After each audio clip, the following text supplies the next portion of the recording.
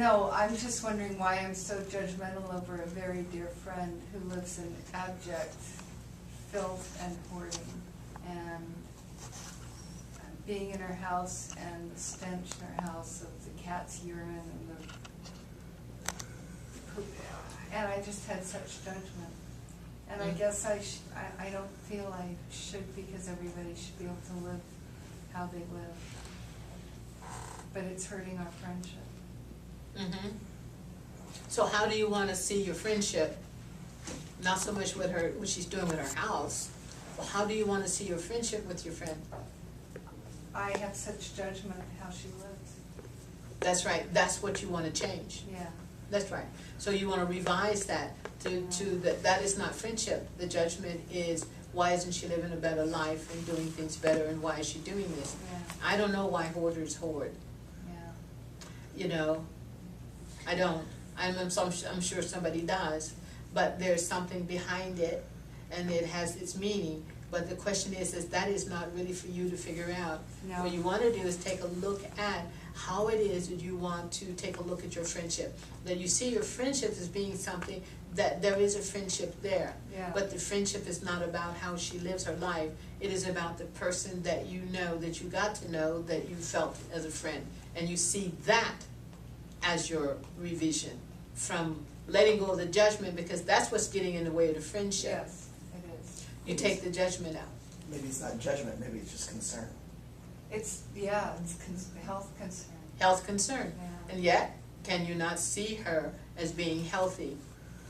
Can you not? See, the thing about revision is, it's about telling a story. That's the thing to remember. It really is telling a story. And you take a story that may not be a very pleasant story. It could be about ill health, no job, living on the street. It could be any number of stories. And you revise how you see you or someone else. You see them as coming up to you and saying, hey, you'll never believe it, I got a job.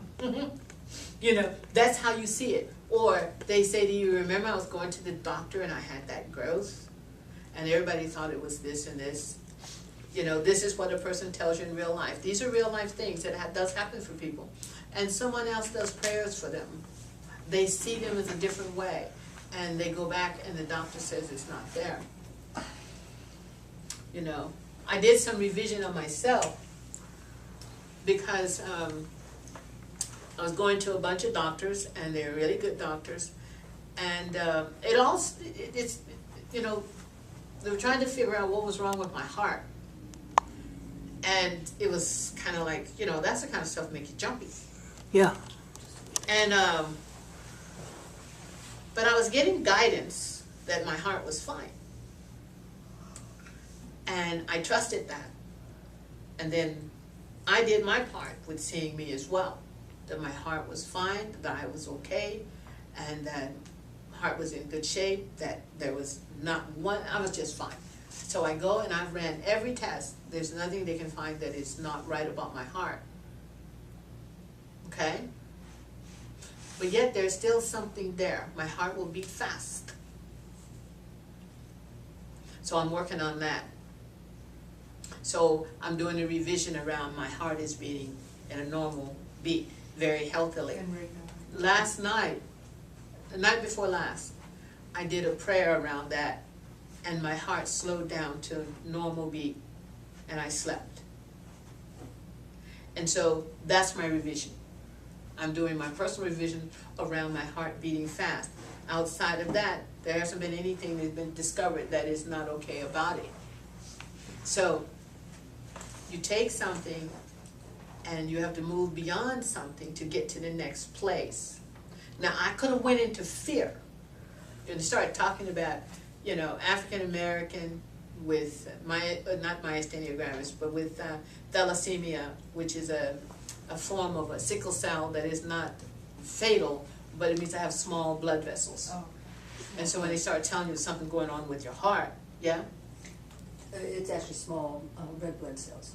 Small red blood cells, Oh, I see. sorry. But I also have small vessel arteries. African Americans tend to have them. Yeah.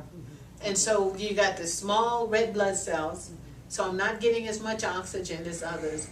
and I got the small arteries and veins, and my heart is having to pump this through this. That may explain why it may be beating faster. So they're having to work harder, and especially after I've had a good meal, especially at night. So I'm working on this, right? Now, I could have gone into fear about that. But I did all the tests, everything. You know, I'm doing everything I'm to do. I stay in my state of who I am, that I am not, nothing is going on there. But what is interesting, that 2 nights ago when I did that prayer around my heart, and I told my heart it knew exactly what to do. I saw it as clear as a bell. I said, you know what to do. You're fine. You know how to beat at the proper heartbeat for me, so that I can sleep well and wake up refreshed. And I thank you. And within, it couldn't have been 10 seconds. I'm telling you, it kind of made me nervous for a moment. I thought, I said, am I, what, hello? I went into the thing like, what's going on? But there's a sound I hear in my ears. The pumping. And that all just stopped. Total silence. And I just went to sleep and woke up feeling very refreshed. That's my revision that I'm practicing for my heart. You can practice it for your knees, your brain, your lungs, your eyes, whatever you got going on. Digestion, you're going, oh, boy, shouldn't have had that chili. You know, he's like, you want to start working with your digestive system for healing. What is the message that you're sending? Are you always saying, I can't eat chili? Or every time I eat, I'm sick? Look at the messages that we send. We keep telling ourselves, well, okay. No, we're good. Okay, we keep telling ourselves we're ill. We have enough doctors out there and well-meaning friends to tell us that.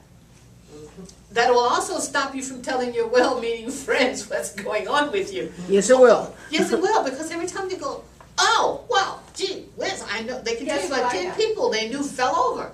Well, if you would just this and you Or just guess that. what I have, or I can top that. Yes, and they do. And they minimize Yeah. your. Oh, well, you just got to live with it. I had somebody tell me that. What? You know, I said nothing because I realized there was nothing to say to this person, that I just have to live with it. Because I wasn't just going to live with the fact that I did not know what was going on at one point. I needed to find out what was happening. I went from being okay to being very dizzy. What was going on with me? Okay? Can you share your prayer with us, or is it too? The prayer? Yeah. No, it's fine. It's Body prayer. well, I acknowledge and I accept the fact that I am, okay, a child of God. I acknowledge and I accept the fact that I am in harmony and health. I acknowledge and accept the fact that I am well, I am healthy, and I am perfect. I am all that I need to be. And that every organ and system in my body knows exactly what to do, because they are also I am. They are also of the divine. We are all one. And with God, all things are possible. Thank you. Yeah. And, I was gonna, excuse me. No, go ahead. I was gonna offer a suggestion to Leslie. I have a friend who's a hoarder, and he is one of the most intelligent people I know. So it doesn't have to do with lack of intelligence. In fact, he's big muckety muck of the National Health Association, or a National Health Organization in Washington, D.C.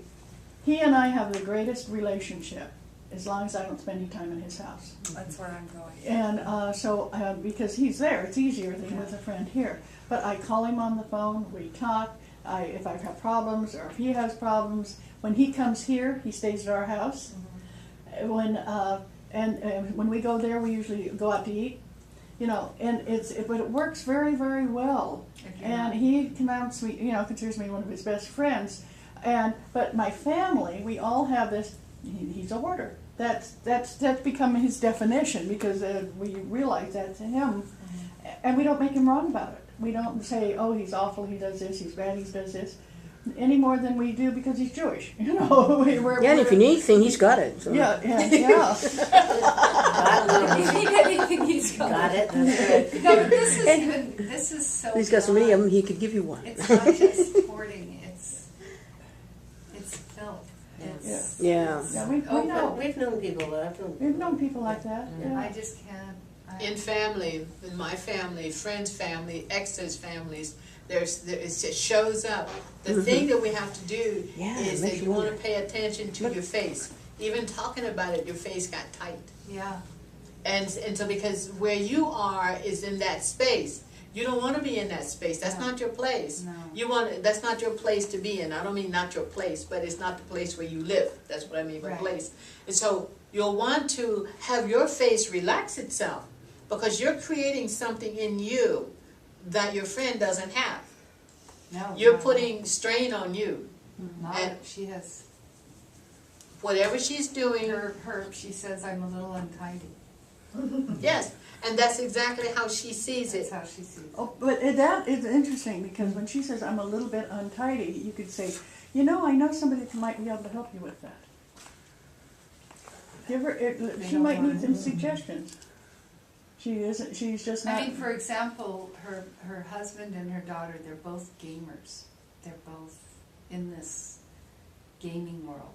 And she went to Jerusalem for 2 weeks, and she came back to the same dishes in the sink. So is she somebody who's caught up in this, and And I are have- they just go I someplace have- else? So much judgment around Yeah. it, and I just don't want to. And I don't want to. I think not going to her house is Yeah, important. you don't No, she understand- makes her life completely separate from her family. She's involved in all kinds of incredible volunteerism. And that's her life, and That's you're it. having to accept the fact that this is what she's chosen. So the question is, what do you want to revise about you? Because this is not about her. It's all about me. Mhm. It's all about So how me. you want to I don't revise want to your... lose her, but I don't want. I Don't go to her house. want to lose her, but I can't go to her. Text, Yeah, text. Skype, Invite her out. I whatever. can't go. Invite her out. Meet outside. Don't go there, and be in the air, go for the walk to the But shopping. like Donovan's, I'm totally concerned about her chronic cough, and it's cancer making this stuff. Living in this kind of filth is not healthy. But she But has a that's- choice. And the thing is that unless the family is stepping up, it's not. It's a hard thing. All I know is this: that one of my brothers was so unclean that he got kicked out of where he was at. You know, he got put into a assisted living, which is a good place. It changed him totally because he couldn't be that way. And suddenly all the stuff that many things was going on with him stopped because he wasn't living in that condition. I mean, he was just in it. One of my sisters went over to clean the place, and she got an infection. And she went to the doctor, and the doctor wanted to know if she'd been to a third world country. And she said she didn't know how to tell him that the only thing that she did was to go over and try to help clean up her brother's apartment where he was living. So yes, there are conditions, but guess what happened? The family stepped in differently because he got thrown out. This woman is not looking at that. No. But her family is not stepping in, so they've accepted it. But you're not. Right. I was just there recently, so that it's It's just really fresh. up for me, Yeah. that's all. It's fresh. And so can you She then... wanted to make something together, you know? She wanted to cook something. Oh, no. Not there. So No, come no. on over to my house, let's cook over here. More space. Yeah, more you say, well, whatever. why bother It with was that? very I spontaneous. know a good rotisserie. I know a great place that has wonderful food. We'll treat ourselves. You find a different language, and you see yourself, the whole idea is seeing yourself finding the different language, the different approach. That's how you want to see yourself. But what it is about me is I can't believe people are living that way. Right. I have this huge judgment around, not cleanliness, I'm not, I mean, I'm talking about the health, the environment, the Yeah. the poor cats, the smell that's there is, you can't breathe. It's- Yeah, she cat- doesn't, see, She you, doesn't see any of that. no, because she doesn't. So whatever is going on with your friend, this is like a sublimation. This What does that replaces mean? something. Something is missing for her. So when this started, the family let it go. They just let it go. For whatever reason, they let it go. And these individuals are very resistive. Having been around several, they're very resistive, and very resistive. Because they do not see what you see. There's more like this. You're looking more open, more wide, more, just like, the big world. And they see this little tiny piece. And this is their world, and it's going to be the way they want it. And when the people closest to you accept it and allow it, then it's like a confirmation that it is okay. And Leslie, all of us, at least I speak for everybody right now, but when I was being raised, it was cleanliness was next to godliness. I was so surprised when I met somebody that didn't take a shower every day. For me, that was the law, or brushing your teeth or whatever. And when I met somebody like that, I had to really rethink, why am I judging this person? What's it based on? Yeah. And it was based on it went all the way back to when I was a very little girl. That if you didn't, if you didn't even make your bed before you left in the daytime, even if it was before school, you had to make your bed. You couldn't come home and have a bed unmade. And so you go into people's house and they never make their bed. Well, but it's not, this is like. This is different. I I understand. know it's a whole different degree, but what I'm saying is we all come into this world and are trained a certain way. In our habits. Yeah, in our habits, and we can't believe that somebody else, doesn't put food away or doesn't change the litter box, or it just is so far beyond. I don't know if it's a judgment as much as it's unbelievable for you that anybody would live that way. Yeah, it is. For you, it's just... Yeah, because judgment doesn't seem like the word. The right word It for it. is Yeah. like one of those words that's hard to fathom, because it is. I have an issue, and I figured out how to deal with it. I will not eat butter that you sit in a cupboard and take it down and say, here, have butter. When I don't eat butter now, very rarely do I have butter. But I know someone, she can eat that butter all day. And I know doggone well, if I eat that butter, I'm thinking, oh my gosh, I would probably become ill from eating that Well, butter. we have all kinds of things that fight any bad stuff that goes in our body, right? We do. We have little packmen that clean up all the garbage. Yes. And we eat a lot of stuff that's oxidized and a lot That's of right. crap, right? All the time. All We the eat a time. lot of things. Our bodies However, take a lot. but it's one thing for me, having been raised on a farm, that you did not put butter on a shelf and then go eat it. Yeah, The butter went in the refrigerator. yeah. That's a rule that I still do. You will not find butter in my house sitting in a cupboard. Yeah. But that's just how I am about that. But on the other hand, if you saw my office, you might be thinking, wait, hold on. Yeah, but the thing about it is this, it's my office. It's how I live in it. It's like what I do with it. And as much as I work to transform it, it may not be going as quick as it could be, because then I get all caught up in it. Well, and then That's part of who we are. But she's got something else going on. Right. This is not just about being untidy. Yeah. No, but I'm just saying, I just wish I didn't, judge it. I Well, wish that's I because you have to revise you now. This is Yeah. what we're talking about today. Yeah. Revise you so that when you're thinking of your friend, you're not thinking about her being so untidy. You're thinking about your friendship, that you enjoy the friendship. as I was quiet, I was thinking, I've got to end the friendship. Then that is what you will do then. But before you do that, I would like to suggest that you try the revision process of seeing what it would be like to be a friend with just being a friend, and not looking at it from the perspective of why you're in the friendship because of the untidiness. the hoarding. I wanna honor that. Yeah, and see how that works for you. And if it doesn't, and then the friendship is another option. You've got a lot of options. One of the things about revision that I find really very useful is that we have lots of options. It's not just saying, do the affirmation and all will be well. I know this, if you do affirmations and you don't feel it, I have not yet to find any of them that work. It's all about the feelings. The feeling you put into it, how you feel. Are you feeling great? It's kind of like this. You look at a beautiful picture and you go, oh my goodness. I was going to bring beautiful pictures and I forgot to bring them. You have us right here. Huh? You have us right here. Okay, look around the room at all these beautiful pictures. pictures. And when you look at these beautiful pictures, what do you see? Beautiful pictures. And what do you feel? Beautiful. Inside. Yeah, you feel it inside.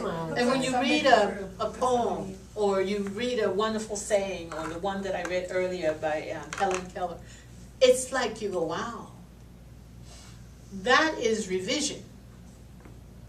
You know, you can always stay with the stuff that's stinky. I can tell you that. You can just go with that anytime. You can stay with that. Those are those old habits that just pound you. You can have that every day. Everything that bothers you, that hurts you, that causes you to feel bad about you, you can have it every day by big cups, big gallons, big buckets, whatever you want to have it in, you can have it. But when you take a look at something that is almost kind of, there's a word, abstract, and you look at the beautiful setting, the clouds, and you're looking at a beautiful sunset, and you're looking at something. I happen to think Van Gogh did some incredible art. Some people think he's a little art, and I said, well, I'm art, so maybe that's why I like it. But I think it's beautiful. Yeah. But on the other hand, I have some issues around baby sea turtles being released into the sea. I can't deal with it. I don't think that's beautiful. And I told myself I got to revise that. But that's where they live. Don't even go there, Brooke. Oh, okay. Because Sorry. It just wrecks for them me to out. get And they taste from it. their- Oh, see, I can't deal with it. kidding. No, I can't deal with it. Oh, Oh, See, yeah, I think it's you're tragic. absolutely. yeah, great, yeah. I think the baby sea turtles are the most incredible, darling, sweetest things I've ever seen. And when they come on the TV and they're running like crazy, I turn it off. I can't deal with it. I just can't deal with it. So Totally, my yeah. revision is seeing them safely get to the ocean. Because very few make it. The crabs get them, the big Oh, it's so birds, sad. Yeah. Yeah. It's, and the fish. Yes, Patty. You actually haven't read Helen Keller's quote yet. I didn't read the quote. No. Well, do I need? Well, Say I hello. love Helen I Keller. thank you. Well, here's the quote. Well, see, I'm over Thank here you. having a moment, and I didn't read the I quote. figured, well, I must have slept through that one. We're all sitting here thinking, I missed that. That's okay, Dottie. That's good. Okay. The best and most beautiful things in the world cannot be seen or even touched. They must be felt with the heart. Helen Keller. That's revision. Well, you know, because it's somebody from a blind person's perspective. No, she was deaf. Blind, Oh. Never mind. deaf, deaf, and mute. Yeah. So it's like, what would she see? How could she revise it if she doesn't know what it? I mean, of course she knew how she felt, but I mean, what a masterful thing to do. It comes from the heart. I Yeah. don't have to see it. I don't have to touch it. I don't have to, nothing. How do I feel? Yeah. See, this is the whole idea. Yeah, a masterful And idea. you've just named what makes a good minister. Feeling. Feeling. It's how you feel. Coming from the Coming heart. from the heart. But your body poem, Yes. so you can tell how you feel that. That was so. It touches me. Yeah. I came across this. I got a packet in the mail from a group I gave $20 to or something like that. Habitat.org. Yeah. And they send you these little cards to say thank you. Yeah. And I was telling it to Patty, and I think I read it. This is where I read it to Patty on the way over in the car this morning. And I thought, oh my gosh, this is it. Yeah. This is the whole idea. Take whatever it is, take whatever we're going through, and make the changes through feeling it. Yeah. You don't even have to approve of it. I'm not asking anybody to approve of anything. You're either going to do something to make the difference for yourself through your feelings, or you are not. That's okay. You will eventually or not. That's all right. Then we do have another life to come at it. And then after that, and a few more. And then after that, and a few more. I mean, however many it takes. You But know- the fact remains, let me just say Yeah. that, but the fact remains is this: whatever you saw in silence, whatever words you got, whatever feelings you got, images you got, if you saw a picture, a person, these are the things that your mind toss at you all the time. And because we're so busy, we're reading, you're driving, you're writing, you're working with clients, you're dealing with life issues, we're not sitting around meditating every few minutes, though, which would be interesting if we could do that for a day or two. All of these are flowing through the traffic that goes through our consciousness. And we might suddenly say, well, why am I thinking about that? Well, that is because there was a space in there and it got in to draw your attention. And depending on what it is, sometimes it just stops a person's day. They're back in their childhood. They're back in a very painful moment of grief or loss. They're back at a time when something just went so not right for them and everybody they knew, or loss of in a storm, or whatever it is. They're right back there. And the reason why we come right back to these that I found, well, let me just say the reason why I go back to them, because I haven't resolved it. I haven't changed it from the greatest loss ever. So, wait a minute. Somebody was going to ask me something. Dean first, I and then was going to actually ask you, Leslie, when you were talking about your friend with the hoarding, and people were talking, saying like don't go to her house, and you still seem to be having some trouble with it. I'm wondering if it's not so much about her house as you don't want to condone something you don't agree with by maintaining a friendship with that person, Absolutely. and that's why you're having trouble. Yeah, Mhm. that would be I am having trouble. a great point. Yeah. I just, yeah.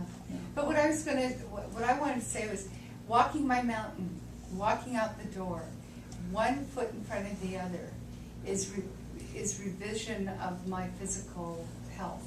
Yes. Because I'm changing something that I'm moving, just one foot in front of the other, and moving fast, revises Yes. a lot of stuff inside. It Well, just one of the does. things about revision is this, that there are about 3 points, in which I'm sure I can remember at least 2 of them. One of them, revision, helps to change something that is a painful thing and the way we see it through how we feel, and create a new image for it. Number 2, sometimes we can do a revision, and instead of something changing for us or making things better, something may end. A job will end, a relationship will end, a marriage will end, but then something else comes along to replace it. It does happen. And the other thing about revision is you can take something that is absolutely fine for you. It feels good, you're enjoying it, you're happy about it, and you can add to it, and you can add to it, and you can add to it. Just stretch it out, and stretch it out, and let it keep growing as long as you want to, until you reach that place you say, I'm good right here. I love this spot. This is perfect for me. And that is some of the stuff that revision does. But basically, it's all very personal. It really is. And as much as it may not seem to be, but it really is personal and is very effective. And so one of the things that I find works really well is when you can take the time in the course of your day or your week. But it is best to do revision to end your day or to begin your day. Either way is a great time to do revision, because one of them is that you are not taking all the stuff into your day, and the other one is you're not taking it all into your sleep. So what you're doing is helping to clean your slate the best you can. So whether it's daytime or nighttime. And that is also very effective. I tend to do my prayers at night, though I do morning prayers and meditation, and I do things that I read from that affirms for me, that are important to me. But I find that before sleep, when I am in that place of I am, my I am place, I find that I am most relaxed. And I do tend to sleep better. And I do wake up in the morning feeling better. And so I know there's a lot to be said for it. It is a matter of doing the practice and allowing for the practice to give you what it's going to give you, and being honest with yourself and making the choices that you're going to make. They're your personal choices. She's creating her own roadmap. That was pretty Yeah. good. And that is perfectly fine. There are no rules about you gotta do it. That's the thing that I like about revision. Sometimes we need to be in stuff. We do. For whatever reason, we need to be in stuff. Because you would look at someone, I asked someone once, I said, well, let me ask you the question. You dread him coming home because you don't know if he's going to hit you or not, or if the steak is too cold or not, or if the beer is not cold enough or not, or if something, the jeans are ironed or not, or whatever it is. You work, but you have to be home by 5:30, even if there's traffic, so that everything is this and this. These are real people. Yeah. And she says, yes. And I said, so he travels and he goes away. He's gone for weeks at a time. And I said, and you wait for him to come back. I said, how come? And she couldn't answer me. And she was looking at me and she started to get anxious. I said, I'm not asking you this question to try to convince you to do something. I said, I'm just asking the question as to, you know he's going to be gone, and you wait for him to come home, and you live in fear while he's gone and while he's close by. While he's gone, you have the opportunity, put your stuff in the car, fill your tank, and go to your family, and that would be the end of that, because he won't come there. I said, you don't do it, how come? Finally she said, because they keep telling me that I just don't do enough, and I'm not making things right, and I'm not, if all the responsibility is put on her, that she wasn't doing enough to make him happy, and that he was acting out because he was just stressed and tired. And so, this person was choosing to stay in a situation like that because she was listening to someone else, even though she wanted to What go. people she trusted? That she trusted, and family, mom, all that kind of stuff. Those people that are supposed to tell you the truth. They're supposed That's to right. tell you how. But the blame was being put on her. Right. Then there are those situations where people stay in trying to make it right for everyone else when they live in fear. Right. And then there are those of us who stay in situations not because we're in fear, not because we're listening to other people, but because we want someone else to say they were wrong. Well, I got news for you. You're going to be waiting a minute. Because that happens very rarely. Right. I will call you up and tell you I made a mistake. Because it won't let me sleep. I'll get up in the morning and I'll say, okay, when am I to call? And I hear, call tomorrow morning after 10. Tomorrow morning I'm going to get up and call you, whether I get you on the phone or not. Usually I do when I follow my guidance, and I will say, Annie, I'm sorry. Yesterday I was so out of line, and I want you to know. I will do it. Because it hurts me to carry it. What it does is it creates within our bodies this amazing pain and hurt, which can lead to other things if it is allowed to grow and grow and grow. And I would rather tell you I'm sorry and let you know that I really didn't mean to be that. But will you think about how you feel and let me know? You know, and because friendship is important to me. I have so few friends that I think of as really good friends. So I'm not going to go around kicking them. And if I do step in it, I will do everything I can to get out of it and make that okay. That's very important to me. That's a quick revision. See, they don't have to be long. They can be just quick, do it. Don't be sitting around talking 6 years later, well, I should have said something. Yeah, and the sooner you do it, the better, the quicker you can make the The change. quicker you can do something, it's 3:30. The better it is for everyone all the way around. So here's the thing. Revision works for us because we apply it. It does not work for us because we say, oh, it's a good idea, maybe I'll do it, maybe I won't. Or something, something, something, something. It works for us because we use it the best that we can. It works for us because we come from our hearts, from our love, from our compassion, and just that we want everything to improve for ourselves, as well as other people in our lives.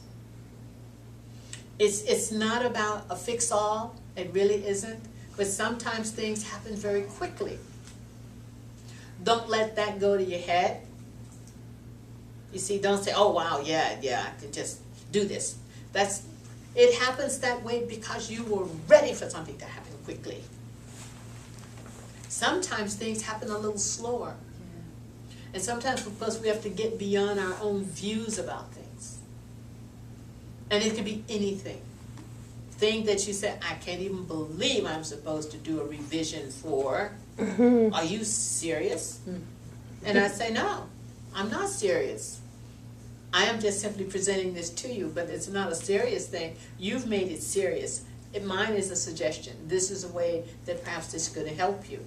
You can apply it or not apply it.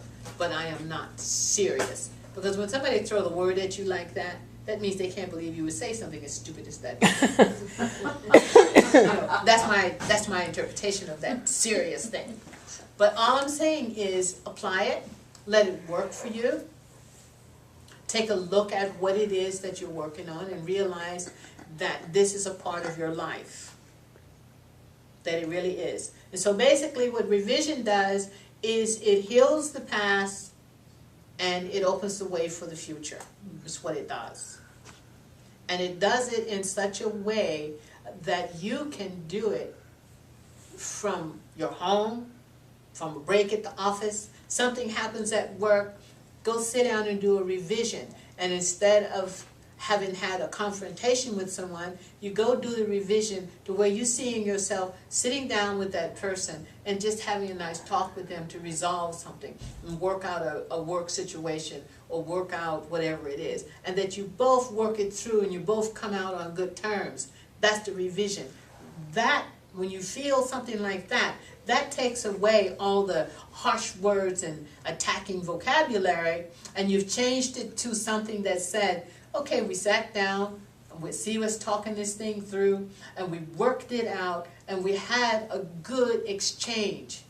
And guess what? The next time you see that person, invariably, both of you will say to the other one, how's it going? How are you? And it's like a healing has taken place. And don't be surprised if you actually stand there and say, I really can't believe that happened. Can you believe that happened? And they say, no, I can't believe that happened. You want coffee? Yeah, you buy it? Off you go. Because neither one of you could believe that the two of you did such a thing after having known each other as long as you did. Those are the ways that you can use it, and they just simply work. But it's not about perfection. But it is about helping. And that's the way to look at it. Just look at it like that, that it is a way to help. But it is about intention. But it is about good intention, positive intention, nurturing intention, compassionate intention, loving intention. I love you. These are not words to treat lightly. And people do it all the time. And we put attention to bad stuff all the time. Yes, we do, because it's easy. I wanted to tell you something before we go. And give me a couple of minutes. I got this, what is this magazine? Bruce Springsteen is on the cover.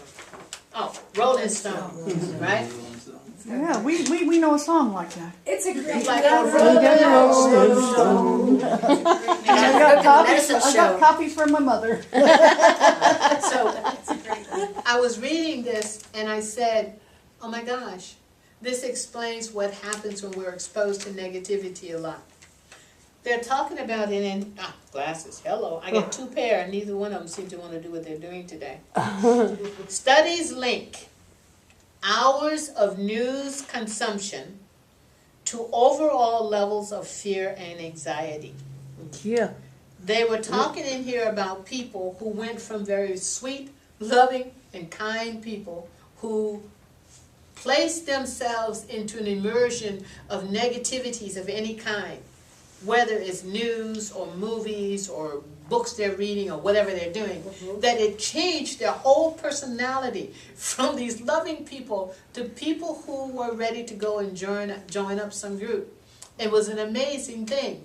And so take a look at this and see that this is what all around us, lots of people are carrying around this kind of immersion. And these are the kinds of people that we may cross paths with. And we may see them on the news. They may be in a job situation. They may be the person that bumps you in the restaurant. They may be the person who cut you off in the car and give you the, these are the people who are all around us. I'm not saying that this is the only reason, but I'm saying this is one of them. Because one of the things that we have is an amazing exposure to media. I mean, there are people who walk around 4 or 5 different, I don't know how they use them all, but they do. It's an amazing thing to me. I have one little flip phone that I turn on once every 9,000 miles. But here's the point. The thing is that what we do makes a difference for us because we're going to be exposed to something that may not be pleasant. So much. It's every 10 minutes. Every 10 minutes. Every 3 minutes. Every 3 minutes. I couldn't Every even read the London commercial. bombing stuff the other day. Every What? 1 The minute. London bombing on the train, I couldn't even. I didn't even read it. I just know. saw the headline. Really? I skipped it over. There you go. There were 9 people. There was an American massacre. It doesn't even. It goes unnoticed. They're getting so many that I don't even know. I don't look at them anymore. And one of the things that we're being told to do is do not saturate yourself with that kind of news because it numbs you. It's crazy making. It is crazy making. I have It's a, desensitizing. yeah. Well, That's I have a right. friend that was chastising people on Facebook today because nobody made any kind of a comment about what happened in St. Louis. So what happened in St. Louis? Because I don't watch the news. That's right. So I had to look it up. Okay, there was violence in St. Louis, but there's That's right. violence everywhere. So what do? You send it love. That's all you can do. But You that's just send the your love out. revision. No, you That's have the to show. revision. You show up too.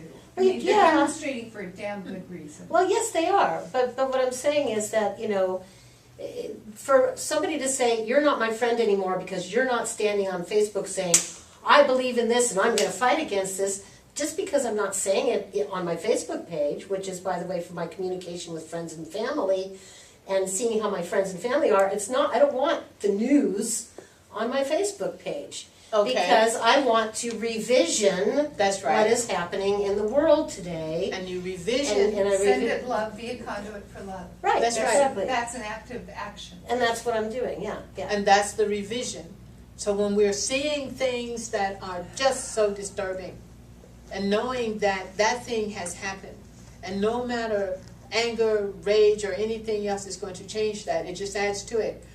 We revise by sending the love, the compassion, good intention. Mm-hmm. It comes from the heart. It comes from our very souls. Because if you're going to send it strictly from whatever the mind is, it tends to be more on the more aggressive side. That's right.